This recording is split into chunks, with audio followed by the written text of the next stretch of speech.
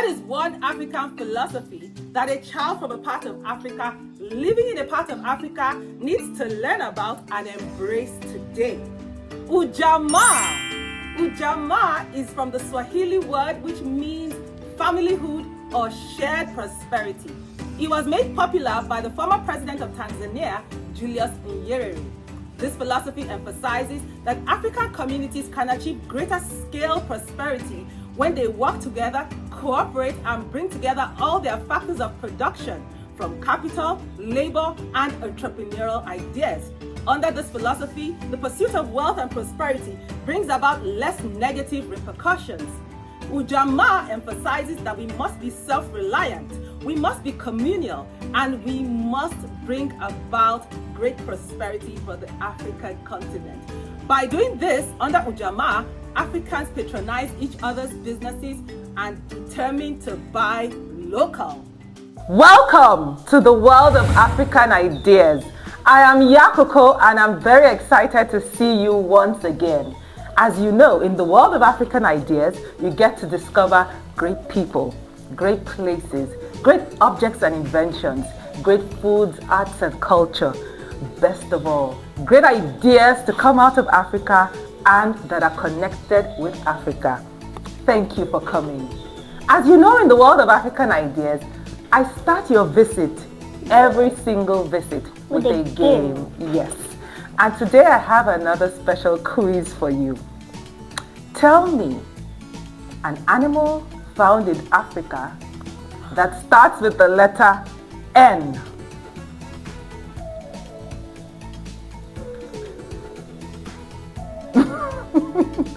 Yes. Nigerian dog. I like that creativity. Pick a name of any country and then add an animal to it. Thank you, but no. We want the actual name of an animal that starts with the letter N. Nile crocodile. Yes. Wonderful, Dolamu. The Nile crocodile is a very famous animal that comes from Africa. According to its name, it is found in the Nile River, which is the longest river in where? The world. In the entire world, and resides in Africa or domiciled in Africa. The Nile crocodile is a very aggressive and very famous, renowned reptile. Do you know that it's actually called, because of its looks, a living dinosaur? Yes, it is so aggressive, its bite is so strong, its jaw so powerful that it is likened to a dinosaur, one of those extinct animals that once lived on Earth. Now, the Nile crocodile is a very patient hunter. It, like we said, resides in the Nile River. When you look at it from the top, its color is either an olive green or bronze like brown color, which makes it, blend into its river habitat. Exactly. So from outside, it's difficult to sight it. The animal, the crocodile, is so patient that it watches and waits for hours for its prey. It feeds on fish that's in the river, it feeds on birds that, nest on the river, and it also dangerously attacks human beings.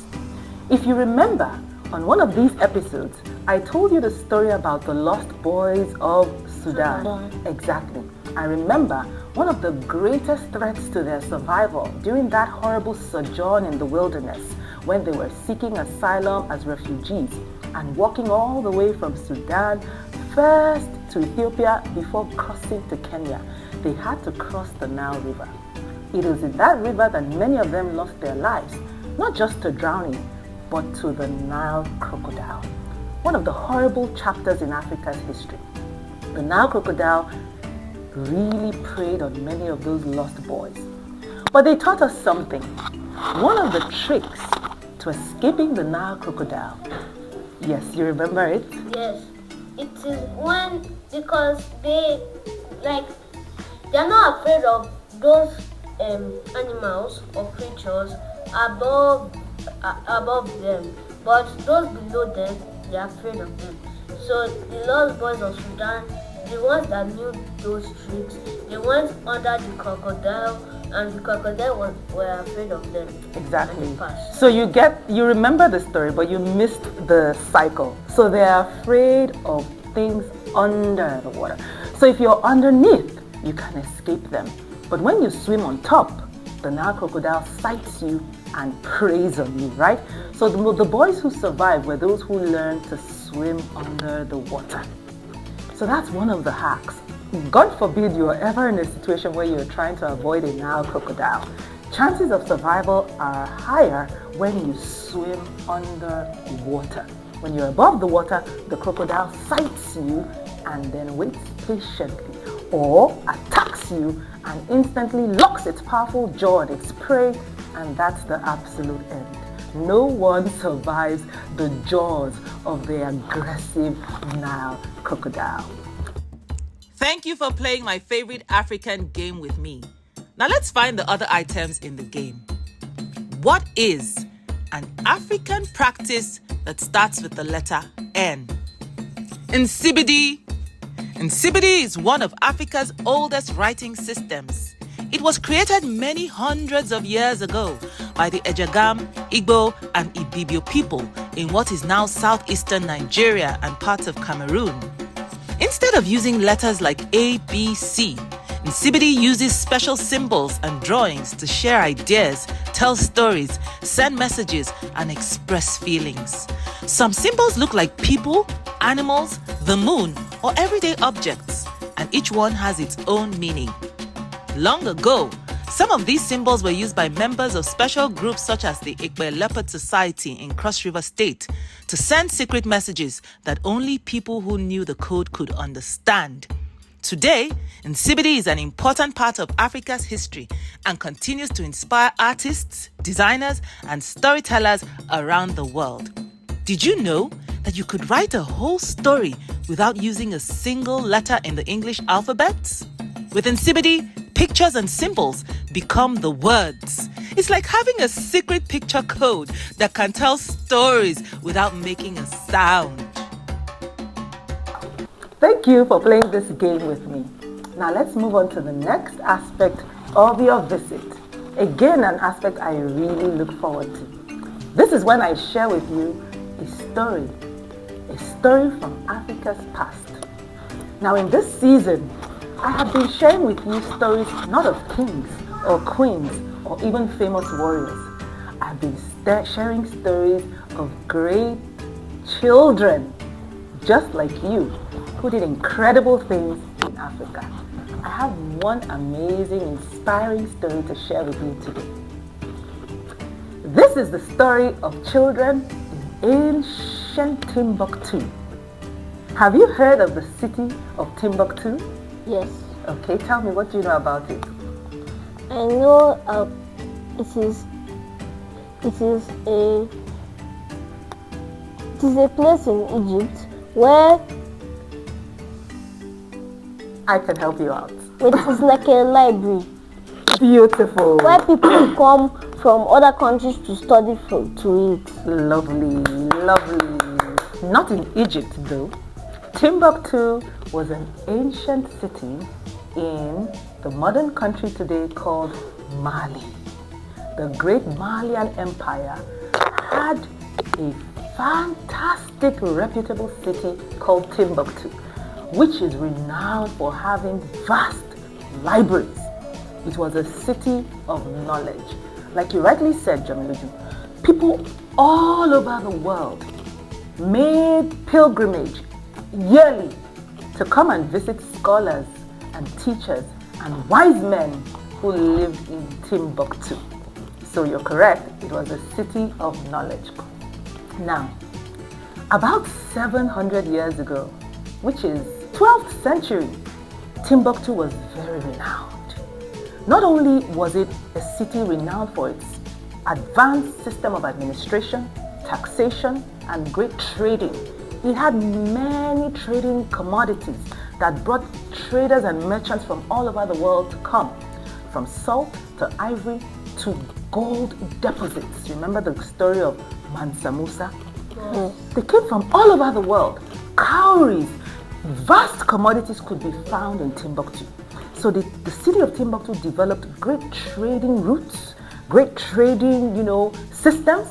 It also built strong administration, strong taxation, a great military, and it was a very renowned city.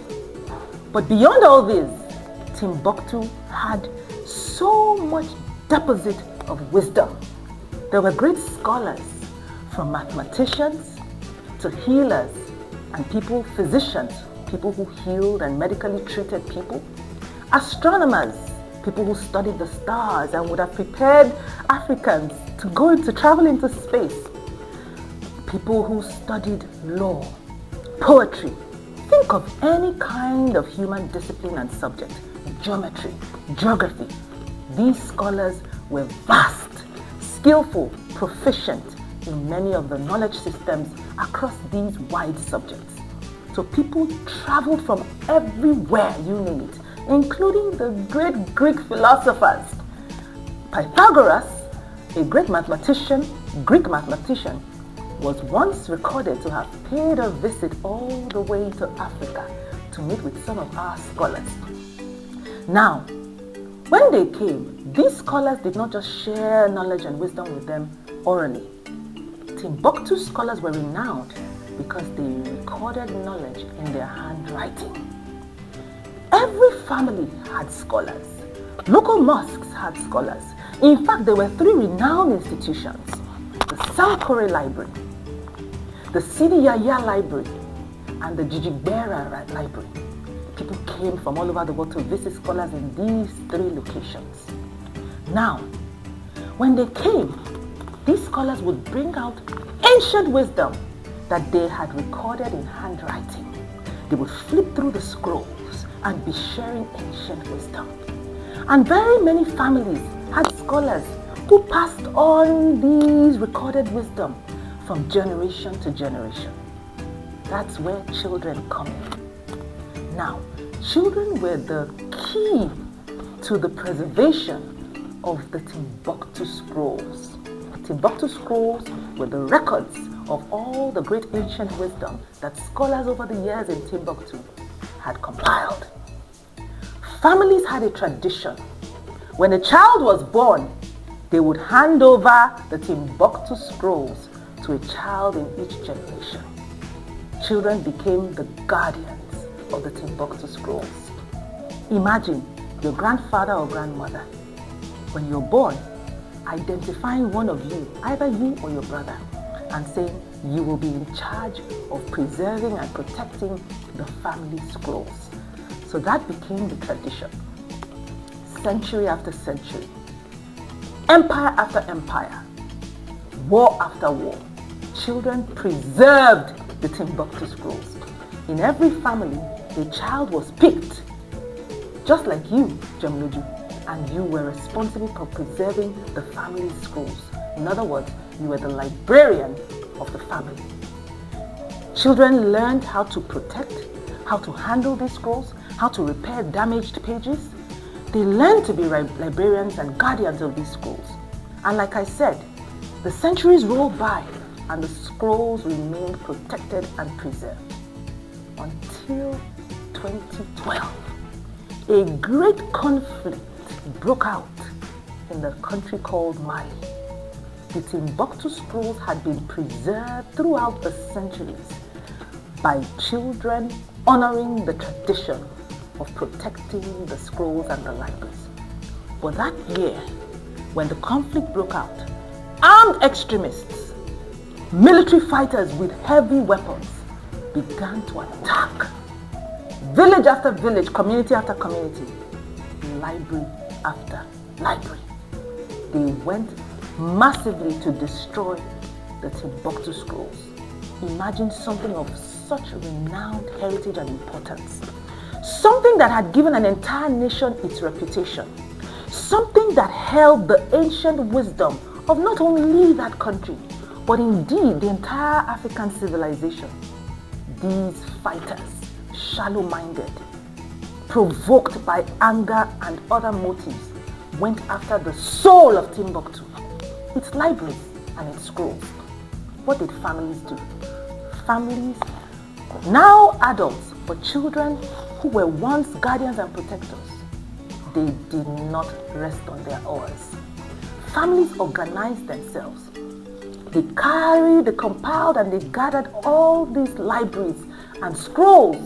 They gathered them together, wrapped them, packed them in boxes, metal boxes, wooden boxes, and began to send them across Mali, across the river, on canoes, on donkeys, on ferries, on trains, by all means necessary.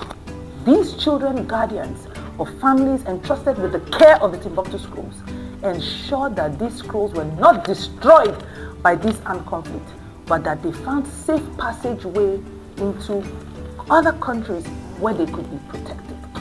And so, for that period, a whole logistic system was developed where the Timbuktu scrolls were sent out of Mali for safekeeping. Newspapers carried the story. Television stations carried the story. The Times newspaper in the United States of America carried the story of how ordinary families were working together in synergy to protect the Timbuktu scrolls, scrolls that had been protected over centuries by children of Mali. Today, many of the Timbuktu scrolls and the records of those libraries survived that horrible conflict that broke out in Mali in 2012. They are scattered all over the world, but they are not destroyed. The Timbuktu scrolls, records of Africa's civilization, the lasting memory of our advanced knowledge systems, safe, guarded and protected in various parts of the world because of the singular acts of children over centuries and of families in that strategic year, 2012, when the greatest threat to the scrolls manifested itself. The question I ask, if you had been entrusted with a treasure so important, either a treasure of your family or of your community or of your entire country, would you have guarded it carefully? Would you have protected it zealously? Today, what are some of the treasures that your family and your ancestors or your grandparents are handing over to you for your safekeeping? Treasures like your indigenous language. Treasures like ancient family photographs.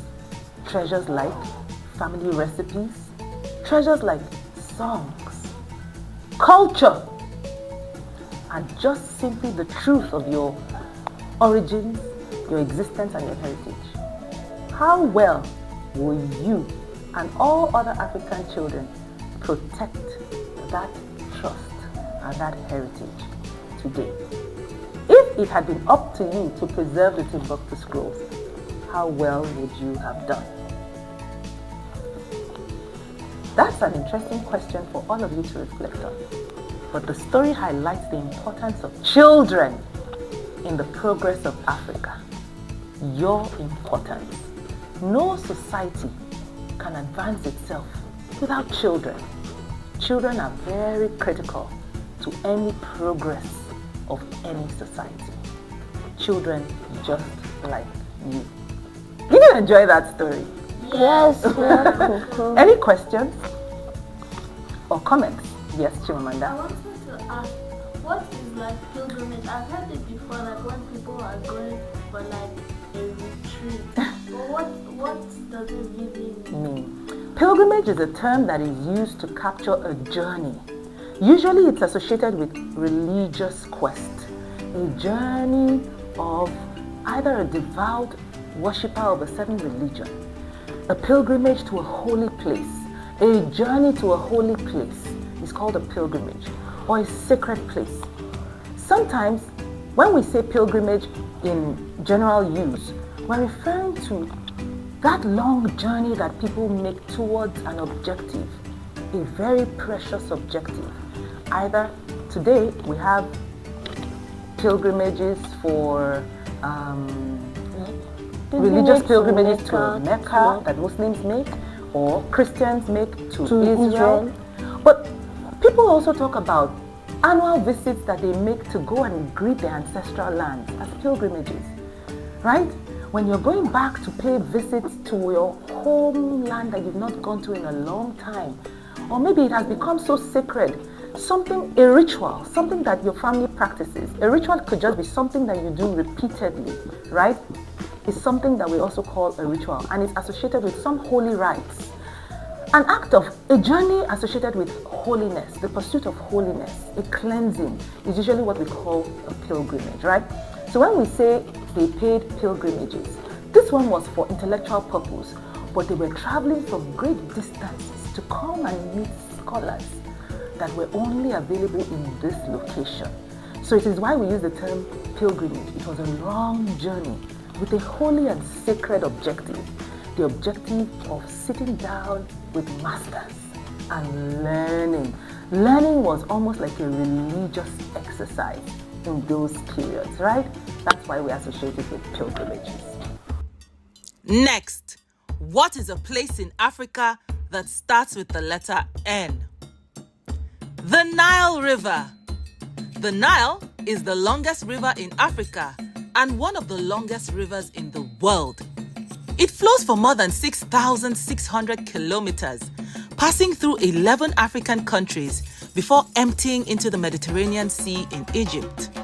The Nile begins as two great rivers, the White Nile, which starts near the Great Lakes of East Africa, and the Blue Nile, which begins in the highlands of Ethiopia.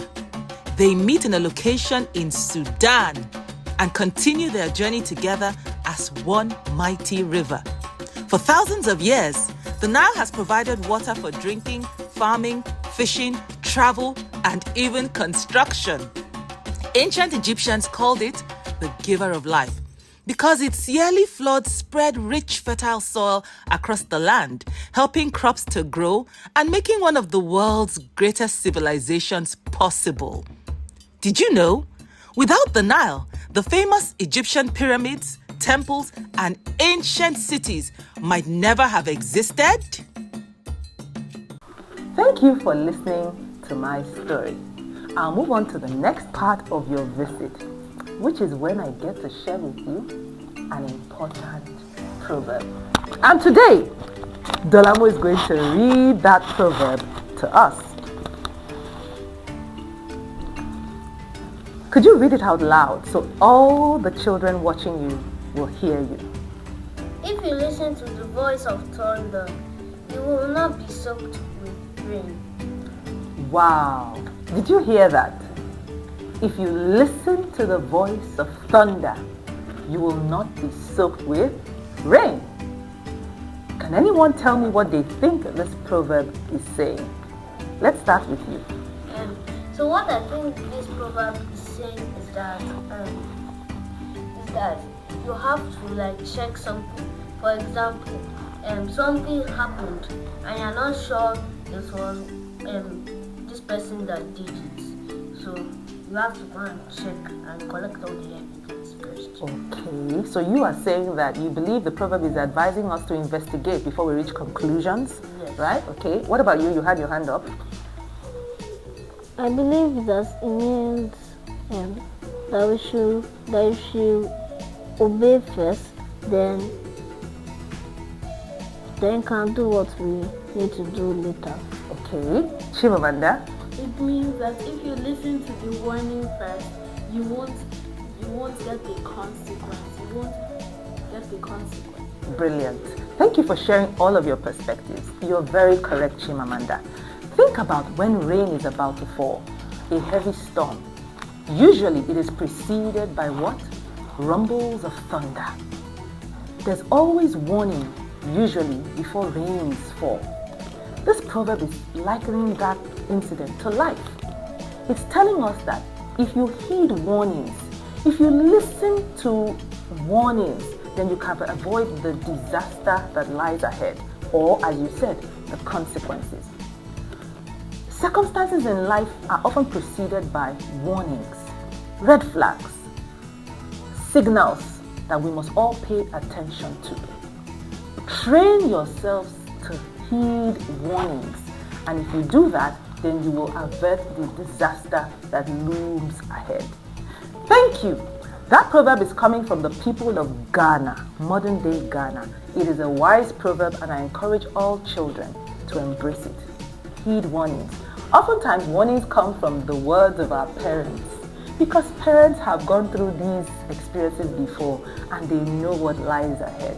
So these are examples of ways that you can heed warnings. Pay attention to the instruction of your parents, your teachers. Also, in school, sometimes there are signs when you're hanging out with some of your friends. There are signs that they are not good people or they might get you entangled in some bad activities. The words they use, their conduct, their behaviors, they are all signs. Don't ignore these signs, okay? If you ignore them and you hang around such friends, such peers, they might lead you to disastrous consequences. Next, what is a food native to Africa that starts with the letter N? Ndole. Ndole is the national dish of Cameroon and one of the country's most famous traditional meals. It is a rich, creamy stew made from ndole leaves, special bitter leaves that grow in West and Central Africa. It is mixed with ground peanuts, spices, meat, fish, or shrimps. Although the leaves are naturally bitter, they are carefully prepared to create a delicious balance of flavors. Ndole is often enjoyed with plantains, boiled yams, rice, or fufu. More than just a meal, ndole is a dish that brings families and friends together during birthdays, weddings, holidays, and other special celebrations. Did you know? Ndole takes many hours to prepare because the bitter leaves must be washed and cooked carefully before they are added to the stew.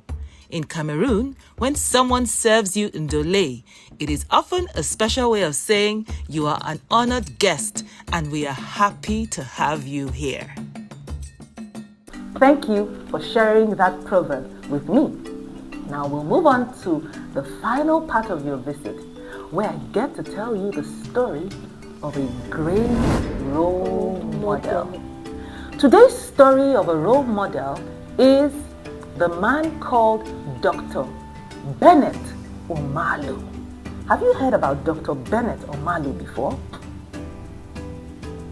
Bennett Omalu is a Nigerian American, a physician, that is a medical doctor. He was born in Nigeria but migrated for schooling to the United States of America. He went to Harvard University where he studied medicine and graduated and became a coroner. That is, you know who a coroner is? Somebody who examines dead bodies. In many advanced countries, when people die, you don't immediately bury them, especially if they die out of sudden and suspicious circumstances. It is medically important and scientifically important to study their bodies, to find out the cause of death. Bennett Omalu was a doctor who was an expert or specialist in studying the bodies of dead people to identify cause of death. When he identified these cause of death, if he saw patterns, it is his responsibility, and it was his responsibility, to alert the government that there is a pattern of deaths in this kind of way, and it indicates that maybe there is a threat to public health in a certain area. So that was the kind of medicine he practiced. Now, there's a popular sport in America called American football. Right. American football is a very famous sport in America with over 158 million fans in America. Now, one of the popular players of American football died at a young age. He was a Pennsylvania player, very famous. Okay. Now, they brought his body to Dr. Bennett Omalu to study for cause of death.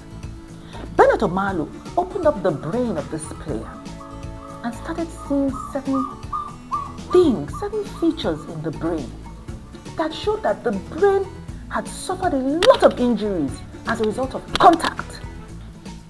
High contact, frequent contact that caused hemorrhages in the brain, that is, areas of bleeding. The brain brain of this player had too many areas where there were bleeding spots of bleeding, which showed it had come in contact too much with, high impact contact. It had been injured on too many occasions. Bennett Omalu started to study the dead bodies of other people who had come out of playing for the American Football League and saw a similar pattern. All of these players, their brains showed the same kinds of injuries. Different spots in the brains with evidence of bleeding, hemorrhages he called it. Bennett Omalu called it CTE, right? CTE is a medical term, chronic traumatic encephalopathy. Basically, there was chronic trauma suffered by the brain due to high impact, and it was as a result of this physical contact sport. American football is a high impact extreme physical contact sport, and this results in human beings, even though they wear helmets, often coming in direct collision with each other.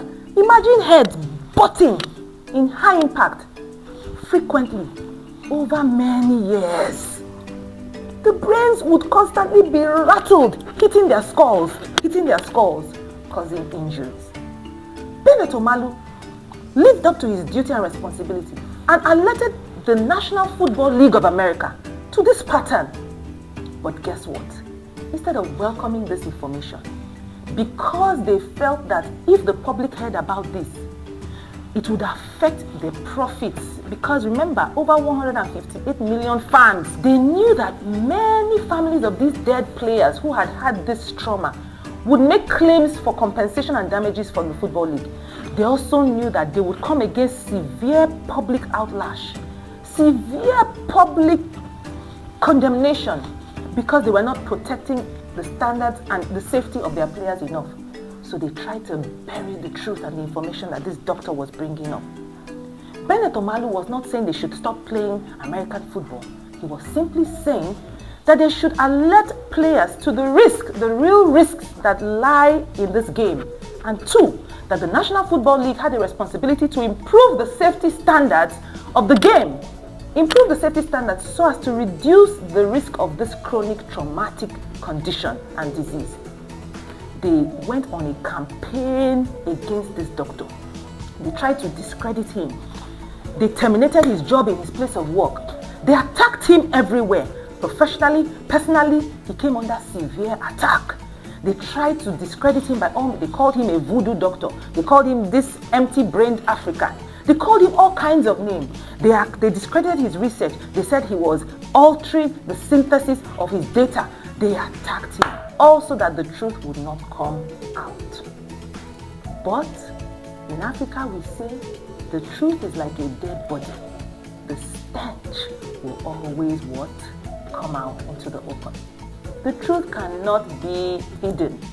And after many years of persecuting Bennett Omalu, finally, the National Football League of America publicly owned up to the truth of the fact that the sport had endangered the lives of many players, and indeed, it had not done enough to protect the safety of its players. Because of that, several families of players who had died on untimely deaths from mood-related disorders, all kinds of conditions associated with that disease, they were able to claim damages and compensation from the NFL. The NFL paid off over $1 billion to families of dead players who had suffered from this disease. The NFL also improved the standards of safety for future players of American football. All because of the courage, the conviction of this Nigerian-American doctor, Bennett Omalu, who refused to be silenced in the face of persecution. He stood for the truth, and finally the truth won. Today he is celebrated. He was reinstated in his place of work. He won many awards, international, global awards, for his research, his principle, and his courage. A movie was made by Hollywood in honor of this story. The movie is called Concussion. It was acted by the famous actor Will Smith.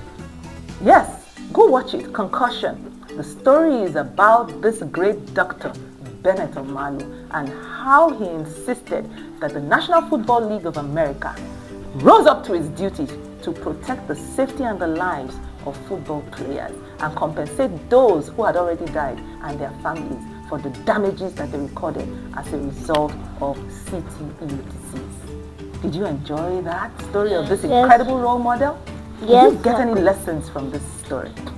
Yes.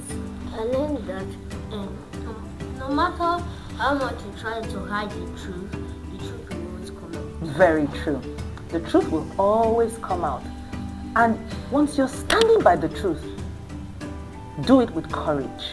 Don't give up. Don't let anyone intimidate you. Don't let anyone silence you. It may take many years, but the truth will always come out and you will be vindicated, just as this doctor was vindicated. Thank you for visiting me. I'll take one more. Yes, her hand was up first. I also had a fun fact that American football is actually called rugby in places like Australia and the United Kingdom. Wow, rugby, by the way. Okay, thank you for sharing that fun fact with us. Okay, one question. Is Dr. Bennett Omalu still alive? Yes, he is. He's still alive. He lives in the United States of America, where he has practiced medicine for many, many years. I don't know if he's retired from practicing, but I have not heard any news of his passing, so I believe he's still alive. Thank you for asking that question. Maybe you can reach out to him, look for a way to contact him and tell him about how you learned about his inspiring story. Would that be nice? Yes. I think so. I think that we should have a habit of reaching out to inspiring individuals who we've learned about their stories and who we want to celebrate and just, recognize and acknowledge, okay? And finally, what is an object native to Africa that starts with the letter N? Nok sculptures. Nok sculptures are some of the oldest surviving sculptures in Africa. They were created more than 2,000 years ago by the Nok people who were found in what is now central Nigeria. That is, areas which today include Plateau, Nasarawa, Kogi, and even Kaduna states. Made from baked clay called terracotta, these sculptures show people, leaders, and animals from everyday life. They're easy to recognize because many have large almond-shaped or triangular eyes, pierced ears, detailed hairstyles, and beautiful jewelry. Nok sculptures tell us that ancient Africans were talented artists who used skill, creativity, and careful observation to create remarkable masterpieces of art that have lasted for thousands of years. Did you know? Many Nok sculptures were buried underground for centuries before they were discovered, and today they help archaeologists learn about one of Africa's earliest known civilizations. Thank you for visiting me once again. I enjoyed your visit and I know you enjoyed the stories. I hope you will come again. Until the next time we meet, bye. Bye, Yaa Koko.